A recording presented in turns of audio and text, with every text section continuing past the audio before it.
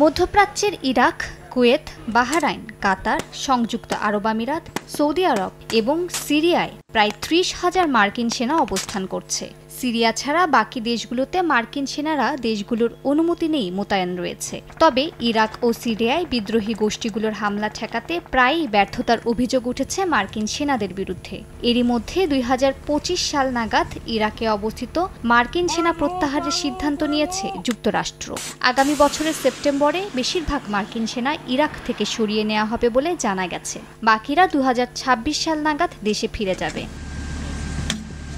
মার্কিন এক কর্মকর্তার বরাতে বার্তা সংস্থা রয়টার্স জানায়, এরই মধ্যে ইরাকের সঙ্গে এ বিষয়ে চুক্তিও হয়েছে যুক্তরাষ্ট্রের। এখন শুধু ঘোষণা দেওয়ার অপেক্ষা। চলতি মাসে এই ঘোষণা আসতে পারে বলে জানা গেছে।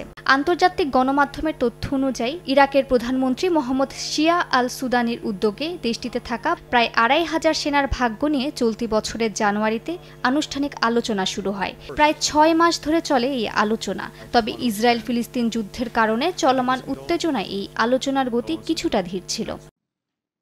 বিশেষজ্ঞদের মতে ইরাক থেকে মার্কিন বাহিনী চলে গেলে সবচেয়ে বেশি লাভবান হবে ইরান। দীর্ঘদিন ধরেই ইরাক থেকে মার্কিন বাহিনী উৎখাতে নানা কৌশল অবলম্বন করে আসছিল তেহরান। এবার সফল হতে যাচ্ছে দেশটি। সিরিয়া, জর্ডান, সৌদি আরব সীমান্তবর্তী আল আনবার ও ইরবিল প্রদেশ থেকে মার্কিন সেনাঘাঁটি সরিয়ে নেবে যুক্তরাষ্ট্র।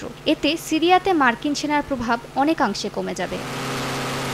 মার্কিন সেনা প্রত্যাহারের মধ্য দিয়ে মধ্যপ্রাচ্যে ইরানের একচেটিয়া প্রভাব থাকবে বলে মনে করছেন রাজনৈতিক বিশ্লেষকরা। তারা আরও মনে করেন, মধ্যপ্রাচ্যে ইরানের প্রভাব বৃদ্ধির পর বেকায়দায় পড়বে যুক্তরাষ্ট্রের নীতি নির্ধারক সহ মিত্র দেশগুলো। বিশ্লেষকরা বলছেন, ইরাক থেকে মার্কিন বাহিনী প্রত্যাহার করে নেওয়া হলে এই অঞ্চল ভারসাম্যহীন হয়ে পড়ার ঝুঁকিতে রয়েছে। শক্তিশালী দেশগুলো নিজের স্বার্থে ইরাকে হামলা চালাতে পারে। মালিহা সুহরাওয়ার্দী, সময় সংবাদ।